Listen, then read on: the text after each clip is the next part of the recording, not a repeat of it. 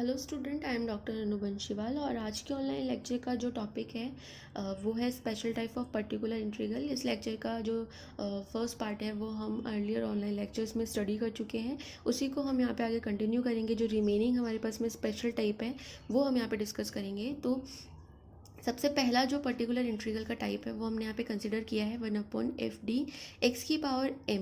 अगर आपको दिया गया है तो इस सिचुएशन में आप किस तरीके से पी फाइंड आउट करेंगे वही हम यहाँ पे देखेंगे। और m जो है यहाँ पर एक पॉजिटिव इंटीजर है, तो इस तरीके के एक्सप्रेशन के लिए पी कैसे फाइंड आउट करते हैं वो यहाँ पर हम स्टडी करेंगे। तो यदि एफ डी आपको कोई एक सिंपल फैक्टर दे रखा है डी माइनस एल्फ़ा, तो उसके लिए हमारा जो पी का एक्सप्रेशन है वो जाएगा 1/d माइनस एल्फ़ा एक्स की पावर m। तो यहाँ पे हम क्या करेंगे कि यहाँ से ये जो एल्फ़ा कांस्टेंट वाली टर्म है वो कॉमन ले लेंगे और 1-d/एल्फ़ा टाइप का हमारा कुछ एक्सप्रेशन आ जाएगा।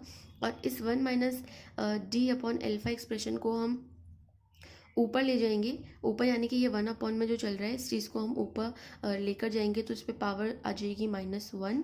और -1 पावर को हम ओपन कर सकते हैं फॉर्मूले से। तो यहाँ पर 1-d/एल्फ़ा की पावर -1 को हमने फॉर्मूले से ओपन कर दिया है।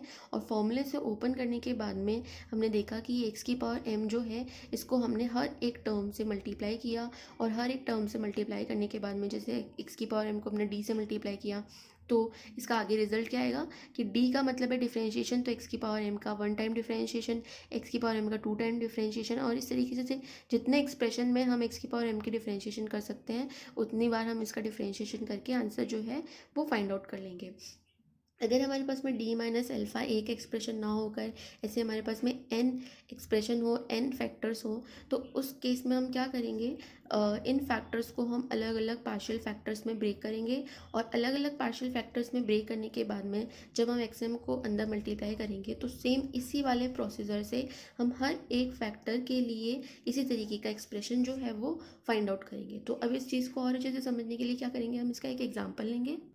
तो हमने एक डिफरेंशियल इक्वेशन ली है d³ y/dx³ minus d2y/dx2 minus 6dy/dx equal to 1 + x²। यहाँ पर ये एक लीनियर डिफरेंशियल इक्वेशन है विद कांस्टेंट कोफिशिएंट और qx जो है हमारे पास में 1 + x² दे रखा है।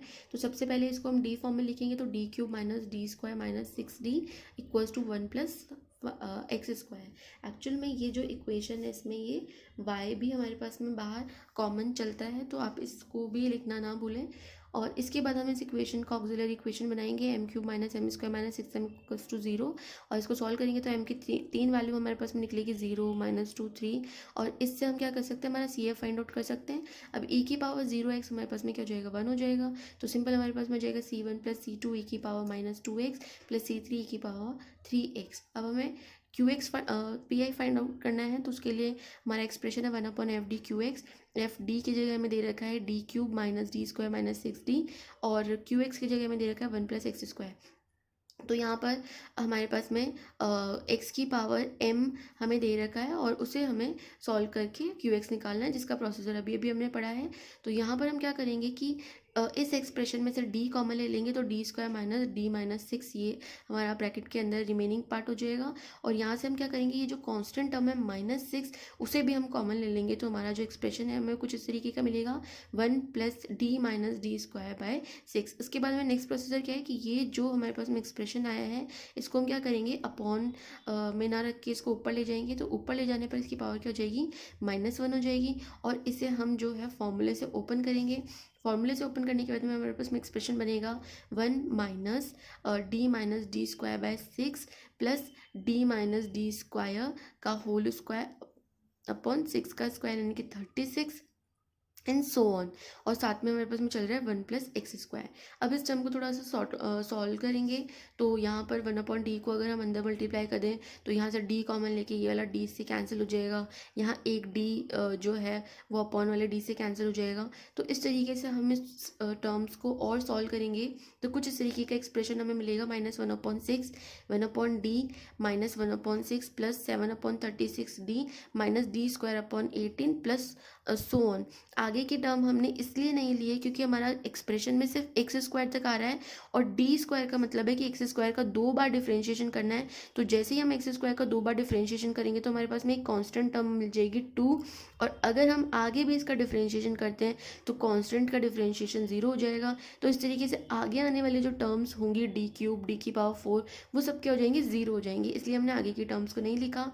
यहाँ पर 1 + x² को जब हमने अंदर मल्टीप्लाई किया तो अंदर मल्टीप्लाई करने के बाद में 1/d का मतलब होता है इंटीग्रेशन। तो हमें 1 + x² का इंटीग्रेशन करना है, तो 1 का इंटीग्रेशन हो जाएगा x² का इंटीग्रेशन हो जाएगा x³/3 -1/6 से हम इस टर्म को मल्टीप्लाई कर देंगे।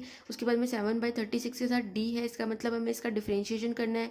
तो 1 का डिफ्रेंशिएशन हो जाएगा 0, x² का डिफ्रेंशिएशन हो जाएगा 2x, उसके बाद में -d² का मतलब इस टर्म का हमें 2 टाइम्स डिफ्रेंशिएशन करना है। तो 1 का डिफ्रेंशिएशन हो जाएगा 0 और x² का डिफ्रेंशिएशन हो जाएगा 2। तो इस तरीके से इस सारी टर्म को सॉल्व करने के बाद में हमारे पास में लास्ट में कुछ इस तरीके का एक्सप्रेशन बचता है। और अगर टर्म्स को एक साथ रखा जाए, एक्स की टर्म एक साथ और एक्स स्क्वायर की टर्म एक साथ, तो हमें कुछ इस तरीके का एक्सप्रेशन फाइंड आउट होगा।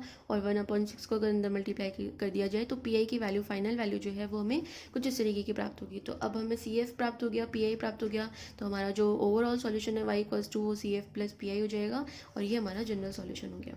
अब नेक्स्ट केस हम डिस्कस करते हैं कि अगर मान लीजिए आपके पास में कुछ इस तरीके के फंक्शन का पी आई आपको फाइंड आउट करना है, जिसमें आपके पास में ई की पावर में भी कुछ आ रहा है और साथ में आपके पास में कोई एक्स का फंक्शन भी ई की पावर के साथ साथ में दिया हुआ है। तो इस टाइप के फंक्शंस के लिए हम पी आई जो है वो कैसे फाइंड आउट करेंगे।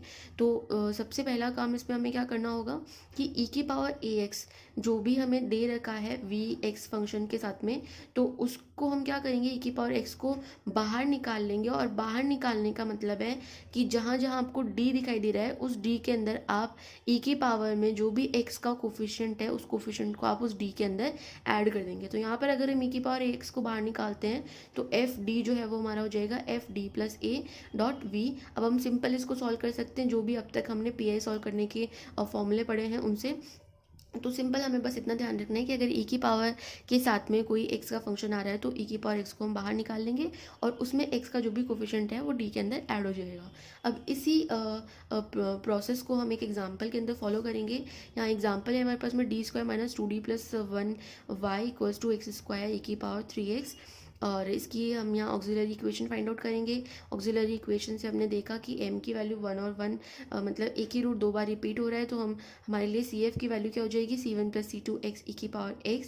अब पी आई फाइंड आउट करेंगे तो पी आई में d² - 2d+1 को मैं क्या लिख सकती हूँ, d - 1 का होल स्क्वायर x² ई की पावर 3x। इस ई की पावर 3x को अगर मुझे बाहर निकालना है तो डी की जगह मुझे क्या रखना पड़ेगा, डी जो है वो रिप्लेस हो जाएगा d+3 से। तो जहाँ मुझे डी दिखाई दे रहा है वहाँ मैं d+3 पुट कर दूंगी। और इसको सॉल्व करने के बाद में हमारे पास में लास्ट में एक्सप्रेशन बचेगा d+2 का होल स्क्वायर डॉट x²। तो यहाँ पर e की पावर 3x हमारे पास में बचा और 1/d+2 का होल स्क्वायर x² आ गया।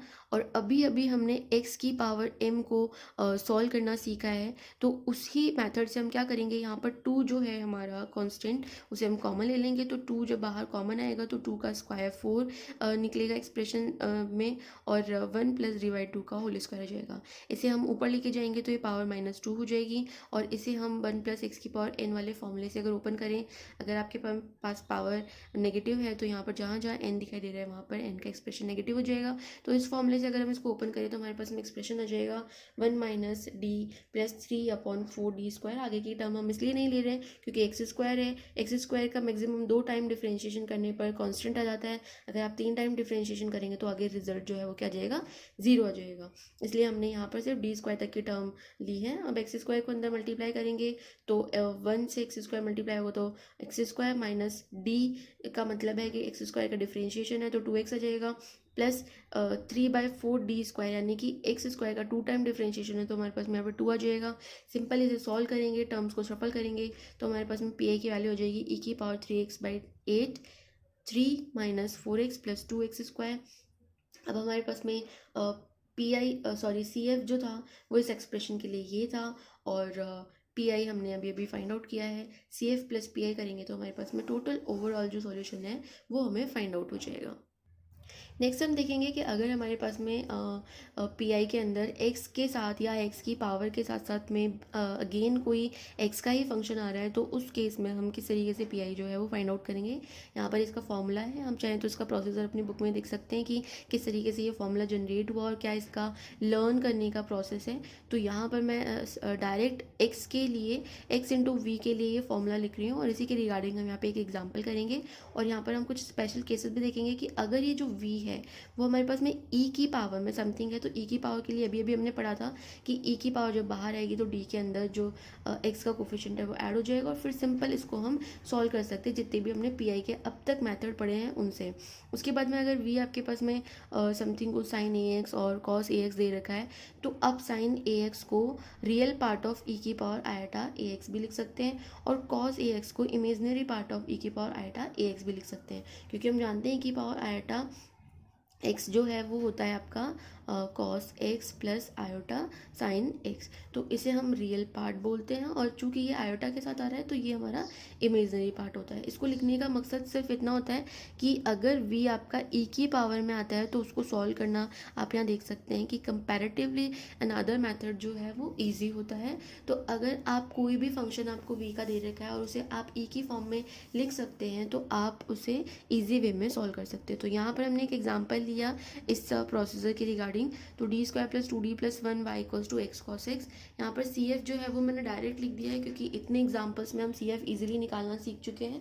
तो सी एफ इक्वल्स टू इस एक्सप्रेशन के लिए हमें प्राप्त होगा सी1 प्लस सी2 एक्स ई की पावर माइनस एक्स, और पी आई जो है वो हमें फाइंड आउट करना है, तो 1/d² plus 2d plus 1 x cos x, ये हमारा पी आई हो जाएगा।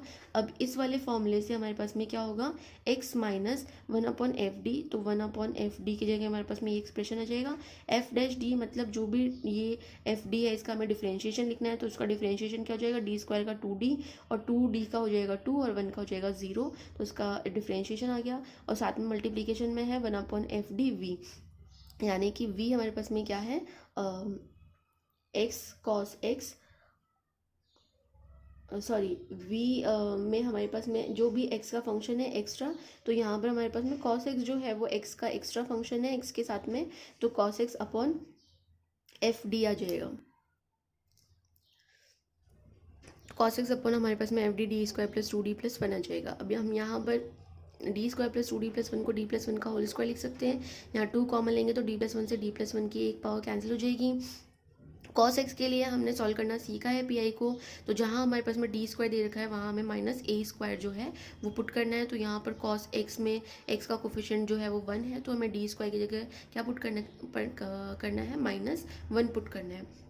तो डी स्क्वायर की जगह यहाँ पे -1 पुट कर दिया, तो हमारे पास में मिला expression cos x upon -2d, और 1/d का मतलब होता है इंटीग्रेशन, तो यहाँ पर हम सिंपल cos x का इंटीग्रेशन करेंगे तो हमें मिल जाएगा sin x, और अंदर हमारे पास में टर्म चल रही है x-2/d प्लस 1।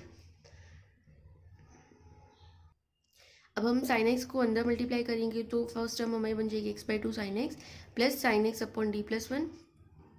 साइन एक्स के लिए हमने पढ़ा था कि अगर हमारे पास में डी की जगह डी स्क्वायर है तो हम एक्स का कोफिशिएंट उस का स्क्वायर करके उसका माइनस साइन उसकी जगह पुट कर सकते हैं। तो उसको डी स्क्वायर बनाने के लिए d-1 से हमने ऊपर नीचे मल्टीप्लाई किया, जहाँ जहाँ डी स्क्वायर दिखाई दे रहा है उसकी जगह हम पुट कर देंगे -1, तो -1 पुट कर देंगे तो -1 -2 हो जाएगा, और माइनस माइनस प्लस हो जाएगा। और d-1 साइन एक्स का मतलब है कि d साइन एक्स का मतलब कि साइन एक्स का डिफ्रेंशिएशन करना है तो cos x हो जाएगा, और -1 sine x as it is हमारे पास में आ जाएगा। तो इस तरीके से हमारे पास में पी आई की वैल्यू आ गई 1/मतलब 1/2 X sine X plus cos x minus sine X, और C F plus P I को ऐड करेंगे तो हमारे पास में ये जनरल सॉल्यूशन हमें प्राप्त हो जाएगा। तो linear differential equation with constant coefficient जो टॉपिक था ये उसका लास्ट लेक्चर था, जिसके अंदर हमने एग्जांपल्स एंड क्वेश्चन स्टडी किए और पीआई की कुछ पर्टिकुलर फॉर्म सीखी।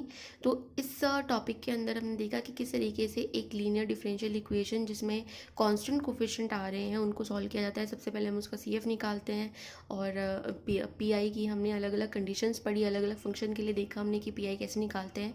तो इस तरीके से जो है हम क्वेश्चंस को सॉल्व करके सी एफ और पी आई फाइंड आउट कर सकते हैं, उनके लिए जनरल सॉल्यूशन वाई प्राप्त कर सकते हैं।